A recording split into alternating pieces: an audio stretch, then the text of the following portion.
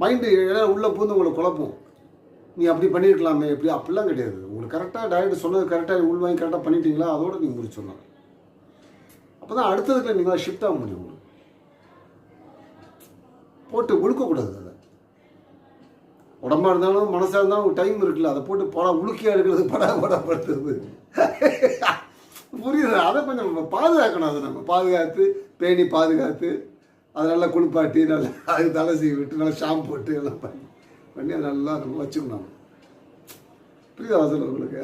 Night போய் தூங்க போகிறீங்களா, ஒன்றும் கண்ணை முடித்து தூங்கணும். தாய்மான சொன்ன மாதிரி உண்ணுவதும் உறங்குவதுமின்றி என்ன சொல்கிறாரு, வேறொன்று வரியேன் பராபரமே, அவ்வளோதான். தூங்கிடணும்.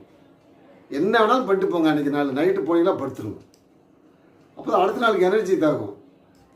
ஓவர் டைம் 1 வீக்கை நினச்சிக்கிறேன். 1 வீக் அந்த அவனை போய் பண்ணிட்டானே என்ன உங்களுக்கு ஆக்டிங் வந்து டிஸ்டர்ப் ஆகும். உங்களுக்கு ஒரு ஆக்டருக்கு வந்து ரொம்ப டிஸ்டர்பன்ஸ் வந்து மைண்டு தான் கெடுத்து விட்டுருவோம்.